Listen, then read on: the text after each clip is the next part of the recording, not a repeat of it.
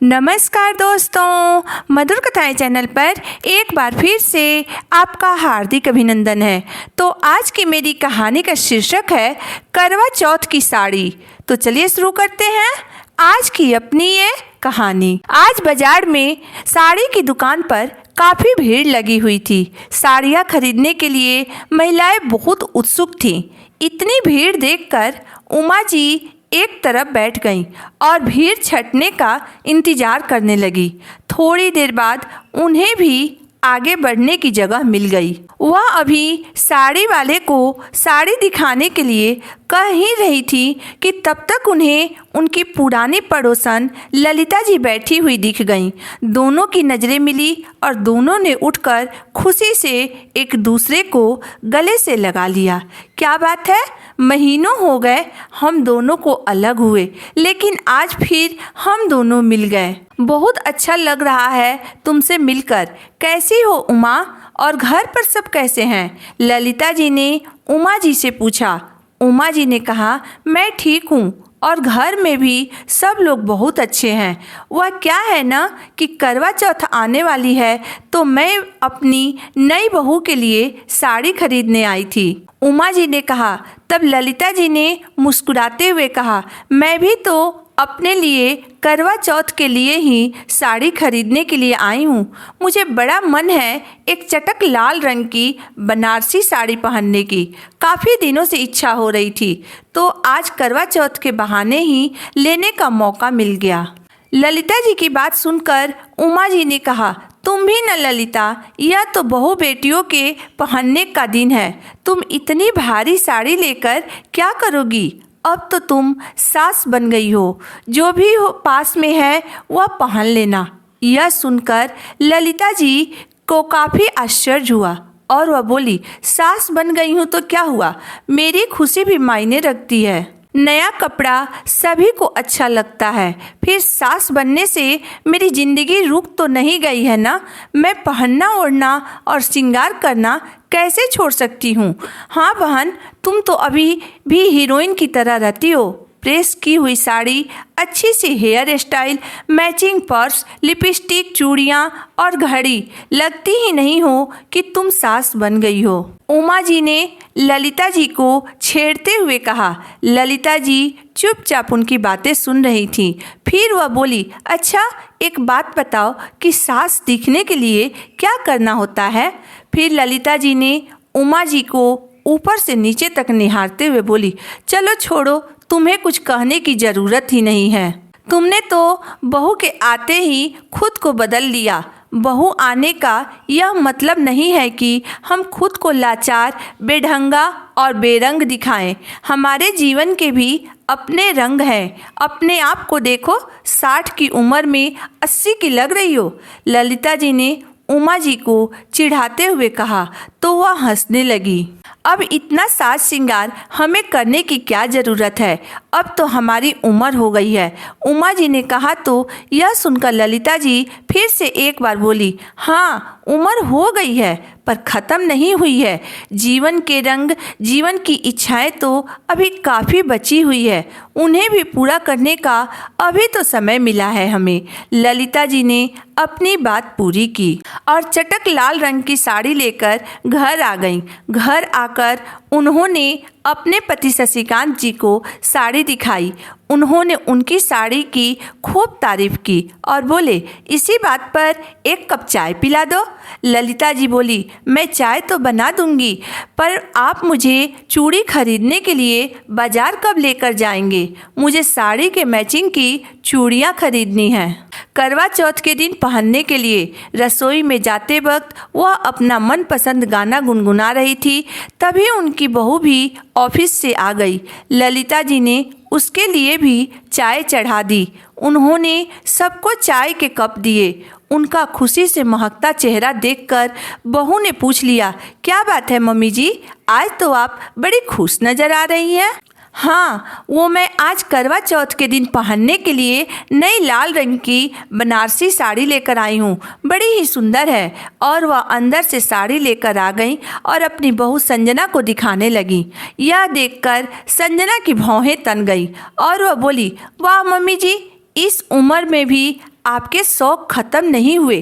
करवा चौथ का क्या है, वह तो हर साल आता है। उस दिन कोई भी साड़ी पहन लेती आप। इतनी सारी साड़ियाँ रखी तो हैं आप। एक तो इतनी महंगाई और आपके खर्चे हैं कि ख़त्म ही नहीं होते हैं। फिर आपको इस उम्र में अब करना भी क्या है। आपकी उम्र की महिलाएं राम नाम की माला जपती हैं और आप हैं कि अभी तक इन साड़ियों, चूड़ियों तथा साज श्रृंगार में उलझी हुई हैं।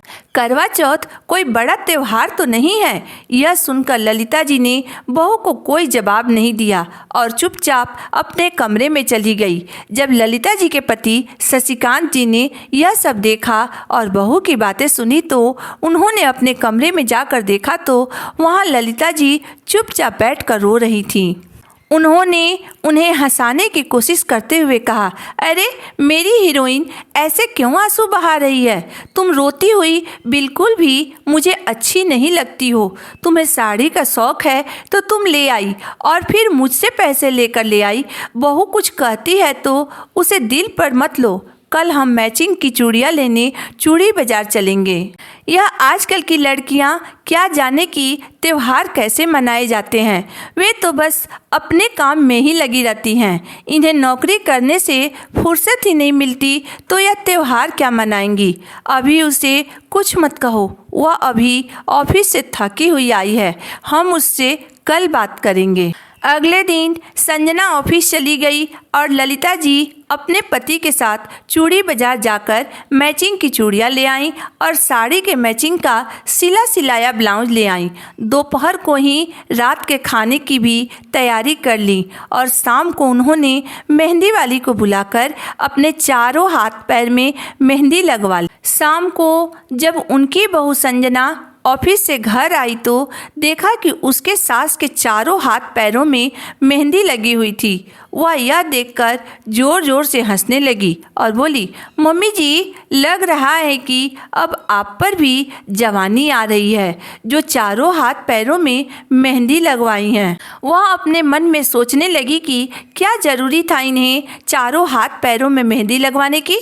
क्या यह 5 अंगुलियों में वैसे ही थोड़ा थोड़ा करके मेहंदी नहीं लगवा लेती। सास बन गई हैं पर नखरे तो ये नई नवेली बहू की तरह करती हैं। उम्र हो गई है पर शौक़ है कि ख़त्म ही नहीं हो रहा है इनकी। यह सुनते ही ललिता जी बोली, बहू, मैं सास बन गई हूँ, इसका मतलब यह नहीं है कि मेरा जीवन ख़त्म हो गया है।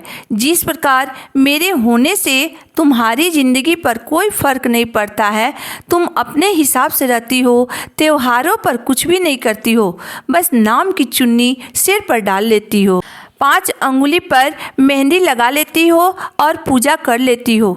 यह तुम्हारी मर्जी है, लेकिन मेरी भी एक बात कान खोल कर सुन लो तुम। भले ही मैं सास बन गई हूँ पर मैं अभी भी सुहागन हूँ और सुहागन जिस तरह से रहती है मुझे उसी तरह रहना पसंद है। मुझे शौक़ है कि मैं करवा चौथ के दिन अपने पति के लिए श्रृंगार करूं, नई साड़ी पहनूं, चूड़ियाँ पहनूं, हाथों में मेहंदी लगाऊं। यह सब मेरी खुशी है, मेरी मर्जी है। जब मैं तुम्हें नहीं टोकती तो तुम्हें भी यह अधिकार नहीं है कि तुम मुझे टोको और मेरी हंसी उड़ाओ। और हाँ, यह सब चीज़ें मैं अपने पति के पैसों से लाई हूँ तो तुम्हें महंगाई का रोना नहीं रोना चाहिए। जैसे घर पहले चल रहा था अभी भी वैसे ही चलेगा। मेरे एक साड़ी लाने से कुछ फर्क नहीं पड़ जाएगा। बहू, यह तो अपने शौक़ की बात है। सास बन गई हूँ तो क्या जीना छोड़ दूँ? तुम तुम्हारे पति के लिए कुछ नहीं करती हो तो इसका मतलब यह थोड़ी है कि मैं भी अपने पति के लिए कुछ भी करना छोड़ दूँ। कल करवा चौथ का त्यौहार है, गौरी माता की पूजा करनी है, फिर रात में चांद की पूजा करनी है। तुम्हारा मन करे तो शाम को तैयार होकर पूजा के लिए छत पर आ जाना। वैसे मैं तुम पर दबाव नहीं डालूंगी, लेकिन एक बात जरूर कहना चाहूँगी, जब तक सुहाग है तब तक ही औरतें यह सब नखरे करती हैं। जरा एक बार अपनी भाभी के बारे में सोच लेना। जो तुम्हारे भैया के जाने के बाद उजड़ सी गई हैं। संजना यह सुनकर चुप हो गई और अपने कमरे में चली गई। रात को जब ललिता जी का बेटा विकास ऑफिस से आया तो उसने अपने मम्मी के हाथों में लगी हुई मेहंदी को देखकर कहा, संजना तुमने मेहंदी नहीं लगाई? कल करवा चौथ का त्योहार है। विकास की बात सुनकर संजना बोली, मुझे यह सब ढकोसले पसंद नहीं है। विकास, ये सब करने से क्या होता है? ये सब फालतू लोगों के काम है। मुझे तो अपने ऑफिस के बहुत से काम हैं। ऑफिस का काम निपटा लूँ या मेहंदी लगाऊँ? तुम भी लगा लेती मेहंदी। मुझे मेहंदी रचे हुए हाथ बहुत सुंदर लगते हैं। वैसे भी कल तो रविवार है, छुट्टी है, पूजा आराम से हो जाएगी। विकास ने कहा। संजना और विकास की शादी को अभी 5 महीने हुए थे। संजना एक मल्टीनेशनल कंपनी में काम करती थी और हमेशा व्यस्त रहती थी। उसे साज श्रृंगार का ज़्यादा शौक नहीं था और विकास ने शुरू से ही अपनी मम्मी को यह सब करते हुए देखा था, तो उसे औरतों का सजना संवरना बहुत अच्छा लगता था। रात को विकास तो सो गया, पर संजना की आंखों में नींद नहीं थी। उसके बड़े भाई और उसमें केवल 5 साल का अंतर था। उसकी भाभी जब आई थी तो बड़ी सजी धजी सी रहती थी। उन्हें कपड़े, गहने तथा मेहंदी का बड़ा शौक था। वह हमेशा रंगीन साड़ियाँ खरीदती रहती थी। हंसती मुस्कुराती भाभी सबका दिल जीत लेती थी। उनकी शादी को अभी 4 साल भी नहीं हुए थे कि एक दिन उसके भैया एक सड़क दुर्घटना में चल बसे। अब उसकी भाभी का जीवन ही रंगहीन हो गया। सारे शौक धरे के धरे रह गए। वह निराश रहने लगी थी। संजना उस वक्त कॉलेज में पढ़ती थी। वह अपनी भाभी का दुख समझती थी। उसकी माँ को भी बहुत दुख पहुँचा था। उसके बाद जब करवा चौथ आई तो वह अपने सूने हाथों को देखकर काफ़ी देर तक रोती रही। उसकी माँ ने जब शगुन की मेहंदी लगाई तो संजना ने उन्हें टोक दिया, माँ, भाभी इतनी परेशान हैं और काफ़ी देर से रो रही हैं और आपने मेहंदी लगा ली।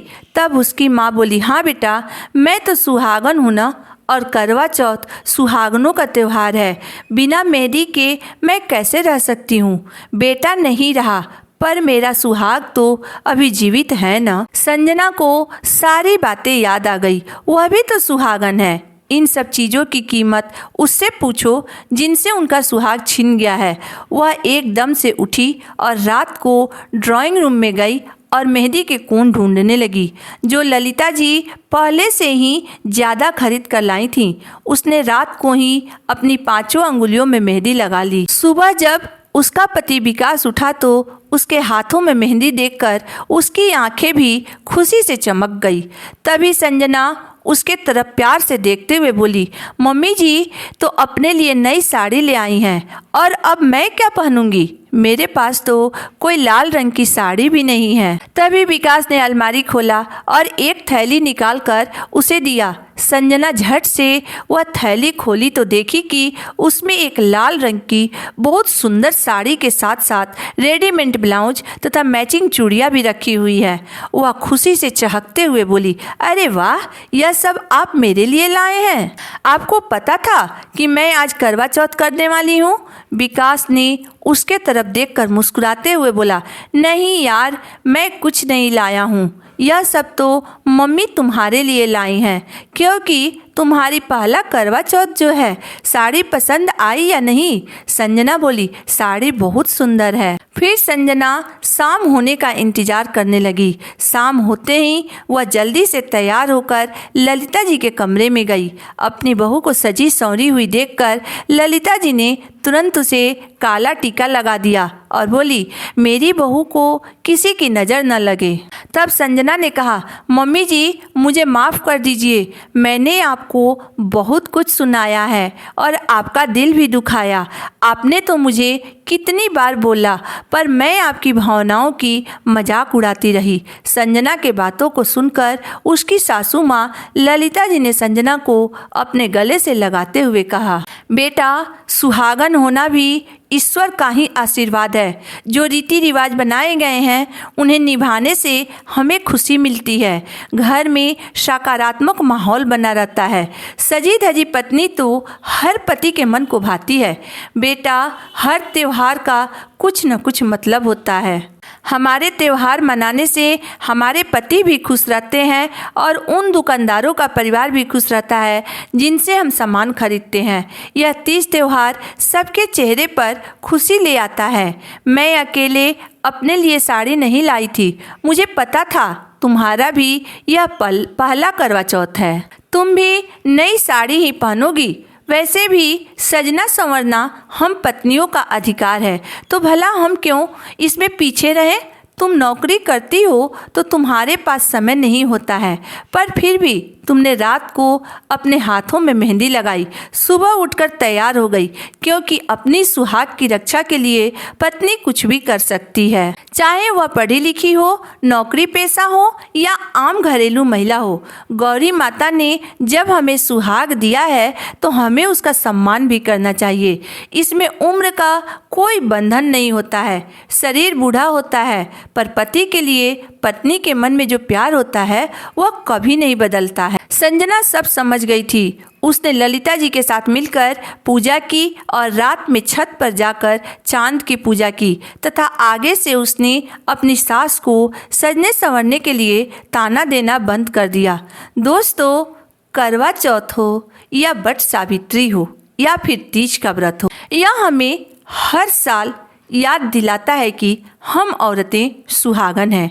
इसलिए सजना संवरना हमारा अधिकार है और यह हमसे कोई नहीं छीन सकता है। दोस्तों, आपको मेरी कहानी कैसी लगी आप मुझे ज़रूर बताइएगा। अगर आपको मेरी कहानी अंत तक पढ़ने और सुनने के बाद पसंद आई हो तो कृपया मेरे वीडियो को लाइक कर दीजिएगा, चैनल को सब्सक्राइब कर दीजिएगा। तो फिर मिलते हैं एक नई वीडियो, एक नई कहानी के साथ। तब तक के लिए धन्यवाद।